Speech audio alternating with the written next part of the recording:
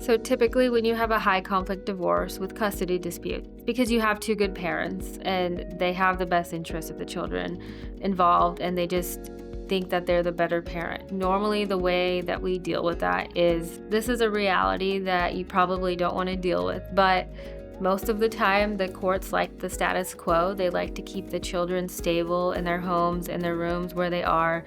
Typically, the parent who has had the primary responsible for the kids is going to be the parent that continues the primary responsibilities for the kids.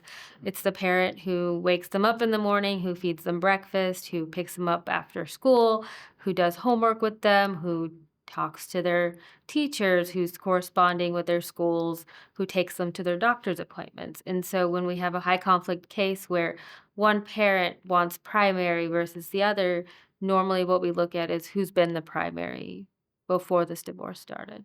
So my tips for presenting a strong case for custody is going to be who has been the primary parent before this divorce started, who was taking care of the children, who was waking them up in the morning, who was feeding them breakfast, taking them to school, who's doing their laundry, who's getting them dressed, who is corresponding with their teachers, their principals, that's really important, who is helping them with their homework, who's taking them to their doctor's appointments, and who's more involved in the children's emotional being. Now, sometimes we do have circumstances where both parents are equally involved, and that makes it a little bit more difficult. It's going to depend on the current circumstances. It's going to depend on the income for the parties, who's more able to take care of and support the children.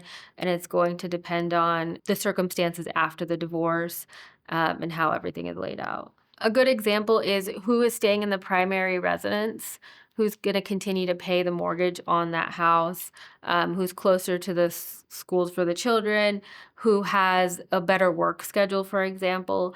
A lot of times one parent works 9 to 5, another one works overnight. So obviously the parent who works 9 to 5, who's able to take the children to school and pick them up from school and take them to their extracurricular activities is going to be the parent who's more likely to have primary conservatorship for the kids. During a high conflict divorce, the best way to protect your children's well-being is to keep them out of it.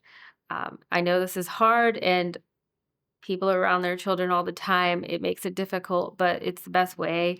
Sometimes I recommend my clients put their children in therapy because if you have a good parent and a bad parent, there's nothing I can do. There's nothing the courts can do. There's nothing anyone in the world can do to make that parent a better parent. At the end of the day, having a support system for your children is very important. Having family around and just being there for them.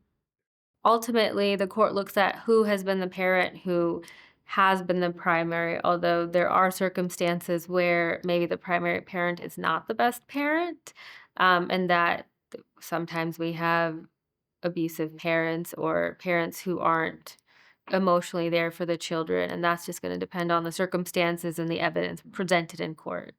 So if you think you're in a high custody battle, give us a call at the Bayley Law Firm and we're happy to help.